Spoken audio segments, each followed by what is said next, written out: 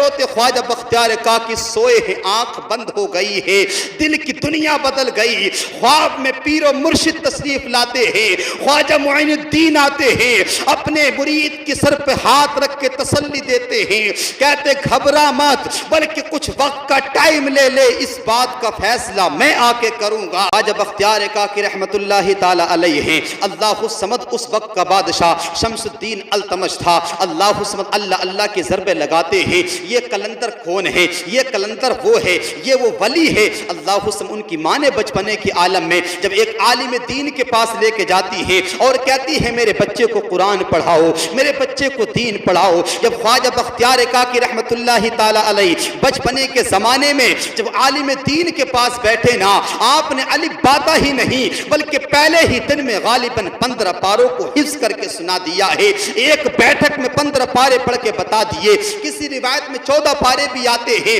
بس بتانے کا مقصد یہ ہے آج کی مائیں بھی اپنے بچوں کو کچھ سکھاتی ہے، لیکن سبق لے خواجہ بختیار کاکی کی زندگی سے۔ استاد نے پوچھا تھا بیٹا بتاؤ تو صحیح، یہ 14 یا 15 سپارے حفظ کر کے کہاں سے آئے ہو، یہ کہاں سے تم نے یاد کیے ہیں؟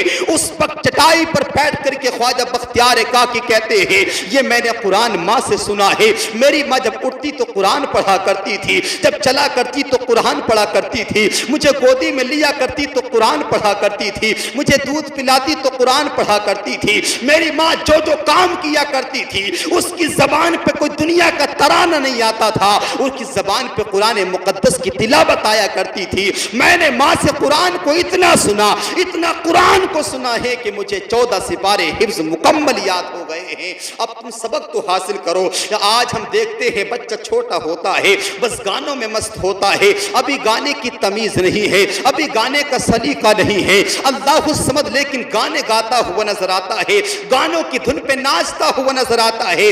جانتے ہو کیوں؟ وہ اس لیے کہ اس ماں نے جب اپنے بچے کو گودی میں لیا ہے تو گانے گائے ہیں، اس بچے کو دودھ پلایا ہے تو گانے سنے ہیں۔ قسم خدا کی اگر تم نے بچے کو دودھ پلایا ہوتا، بچے کو گودی میں اٹھایا ہوتا تو تم نے دنیا کے گانے نہ سنے ہوتے یا اپنی زبان پہ دنیا کے ترانے نہ ہوتے۔ بچہ دودھ پی رہا ہوتا، زبان پہ محمد کے ترانے ہوتا، بچہ گودی میں سو رہا ہوتا اور تمہاری زبان پہ نعت مصطفیٰ ہوتی۔ اور مجھے یقین ہے جب تم بچپنے کے عالم میں بچے کو قرآن کی لوریاں دے کر کے سناؤ گے، یہ بچہ اٹھے گا تو قرآن پڑھتے ہوئے اٹھے گا۔ اللہ الصمد خواجہ بختیار کاکی کے بچپنے کا دور تھا، لیکن آپ خواجہ معین الدین کے جب مرید ہو گئے نا، آپ نے سب کچھ چھوڑ دیا اور فقیری کو اختیار کر لیا ہے۔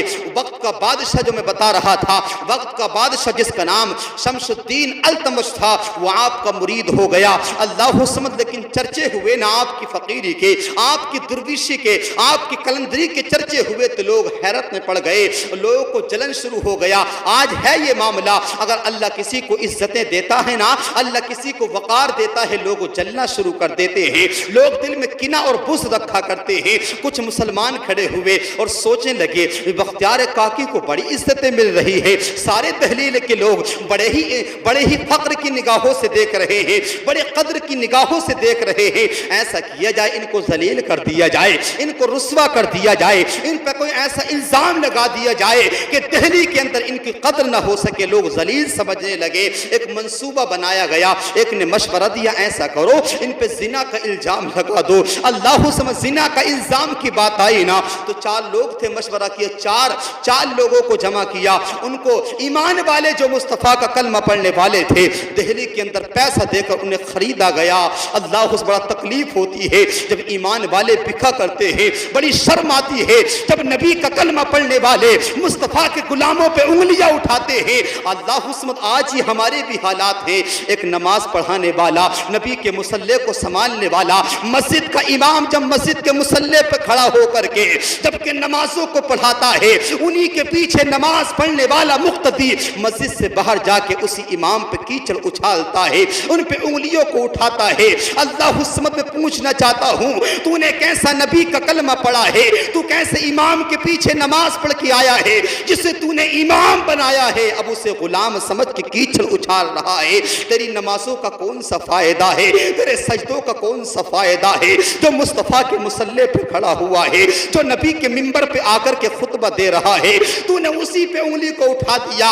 अल्लाह आओ तुम्हें बताऊं, वो दिल्ली के चार ऐसे गवाहों को खरीदा गया जो कि पैसे पे बिक गए, ईमान वाले थे। एक औरत को बुलाया गया, उससे कहा तुझे दौलत दी जाएगी, तुझे पैसा दिया जाएगा, बस तुझे एक बात करनी है। बादशाह का दरबार लगा होना तो दरवाजे के बाहर खड़े होकर रोना शुरू, तेरा जो पीर है ना ये बख्तियार काकी, इसकी शिकायत करना, कहना ये जानी है। उस औरत ने पिलाने को मान लिया, दौलत में आकर के, लालच में आकर के बात को मान लिया। अल्लाह उसमें चार गवाह भी तैयार हो गए। अब ये औरत ताक में थी, दरबार लगाना, दरबार के बाहर खड़े होकर इसने रोना शुरू कर दिया, इसने रोना शुरू कर दिया। ये रो रही थी। बादशाह कहते ये कौन रोता है, इतनी दर्द भरी आवाज में कौन रोता है, इसको बुलाया जाए, इसके टुकड़े को सुना जाए। उस औरत को खड़ा किया गया और खड़ा करने के बाद बादशाह पूछता है बता तेरी शिकायत क्या है, तुझे किसने जुल्म किया है, तुझ पे किसने सताया है। अगर उसका जुल्म साबित हो जाएगा उसकी गर्दन को काट दिया जाएगा, उसको सजा दी जाएगी, बता क्या मामला है, तेरी आंखों में आंसू कैसे आए हैं। वो खातून कहती है, वो औरत कहती है, ऐ बादशाह तू उसे सजा नहीं दे पाएगा, तू उसे सजा नहीं दे सकेगा, तू उसकी गर्दन को नहीं मार सकता है, तू उससे कुछ भी नहीं करेगा। अल्लाह उस बादशाह कहता है मैं सबके साथ इंसाफ करूंगा, तू बता तू सही क्या मामला है। उस औरत ने निगाहों को उठाकर बादशाह की तरफ का, बादशाह जिसे तू पीर कहता है, जिसे तू फकीर कहता है, जिसे तू दुर्वेश कहता है, तेरे पीर का कारनामा ये है जो मेरी गोद में बच्चा है, इस बच्चे का बाप तेरा पीर है। जब बादशाह ने इतना सुना अपनी निगाहों को झुकाया और तसव्वुर करता है मौला कयामत से पहले कयामत क्यों ना आ गई, मुझे ये सुनने को मिल गया है। अल्लाह समद बादशाह ने कहा औरत क्या तू सच कहती है, क्या तेरी बात ये सच्ची है। वो औरत कहती हाँ ये मेरी बात सच्ची है, जो मेरी गोद में बच्चा है इस बच्चे का बाप तेरा पीर ख्वाजा बख्तियार काकी है। अल्लाह समद उसने कहा क्या तेरा कोई गवाह भी है, इस बात का कोई गवाही देने वाला है। वो तो पहले से बिके हुए थे, आगे बढ़े और खड़े होकर थे बादशाह हाँ हमने आते जाते देखा है, हमने देखा है इसकी कुटिया पे जाते हुए, हमने देखा है इसकी दहलीज पे कदम रखते हुए। अल्लाह समद इतना कहा ना, बादशाह ने कहा बुलाओ बख्तियार काकी को बुलाया जाए। ख्वाजा बख्तियार काकी को बुलाया गया, लठिया के सहारे चल के आए हैं। अल्लाह समद जब आकर के देखा ना पीर दरबार में खड़े हैं, बादशाह कुर्सी से उठता है और नौकर चाकर भी पीर के चेहरे को देखकर ख्वाजा बख्तियार काकी के चेहरे को देख करके खड़े हो रहे हैं।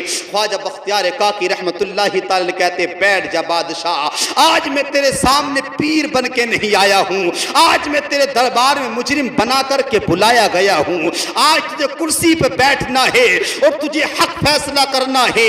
अल्लाह उस बादशाह ने पूछा ये औरत क्या कहती है। अल्लाह समझ फिर वो औरत कहती है जो मेरी गोद में बच्चा है ना, इस बच्चे का बाप ये सामने खड़ा हुआ इंसान है।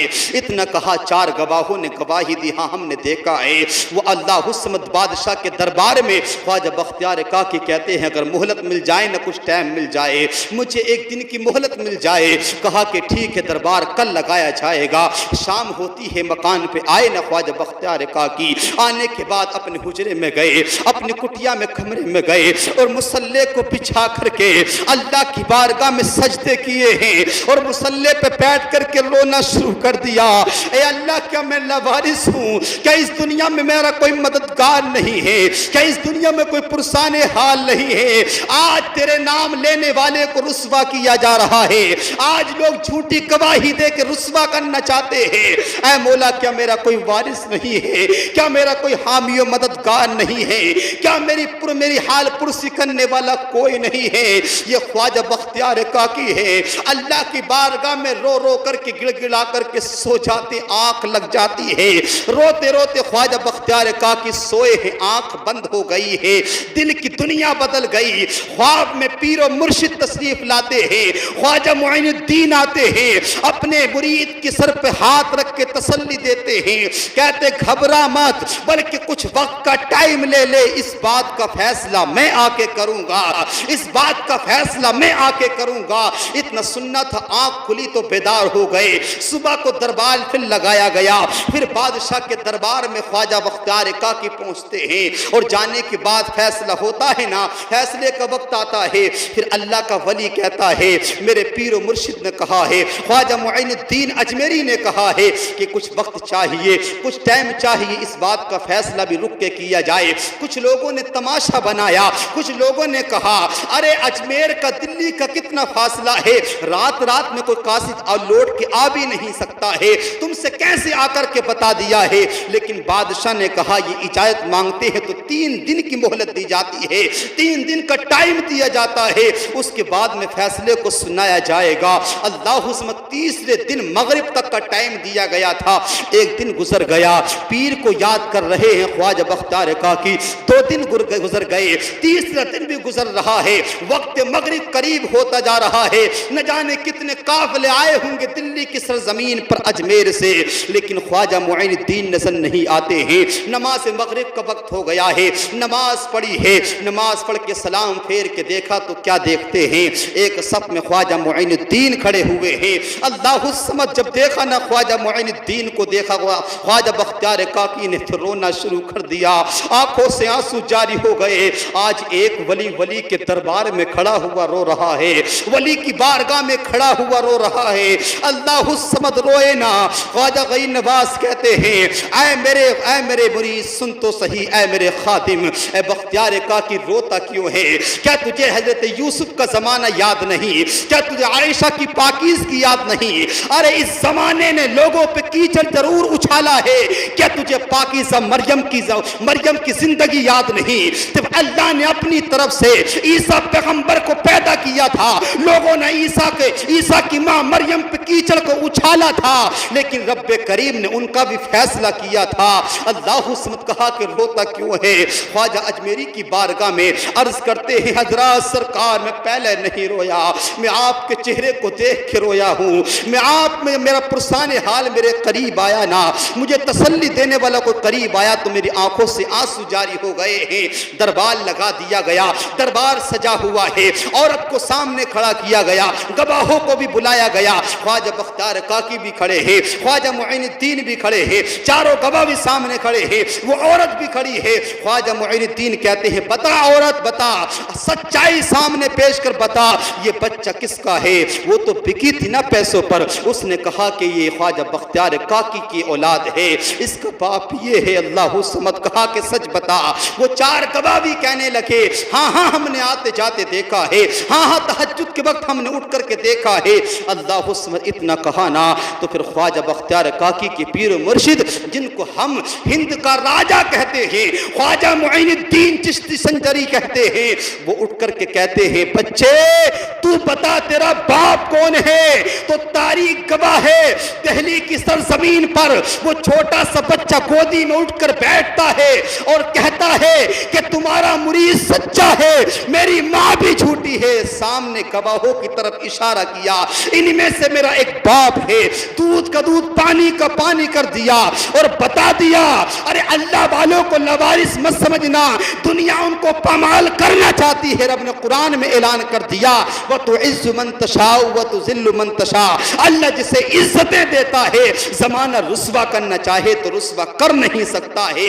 اتنا سنت سناٹا چھا گیا۔ اللہ الصمد خواجہ بختیار کاکی رحمت اللہ تعالی علیہ کو خواجہ معین الدین ساتھ لے کر کے جانے لگے۔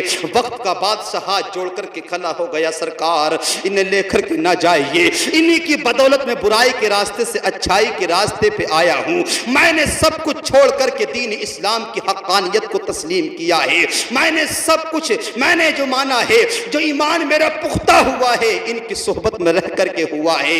آپ انہیں لے کے نہ جائیے بلکہ یہاں اسلام کا پیغام بڑھتا رہے۔ اتنا کہانا کہا بختیار جا، آج یہ دعا کرتے ہیں کہ زمانہ لاکھ برا چاہے تو کچھ نہیں ہو سکتا ہے۔ آج یہ ایک پیر کی دعا مرید کے لیے ہوتی ہے کہ زمانہ لاکھ برا چاہے پھر بھی کچھ نہیں ہوگا۔ اللہ ہر دن اے بختیار کاکی تجھے ترقی عطا فرمائے۔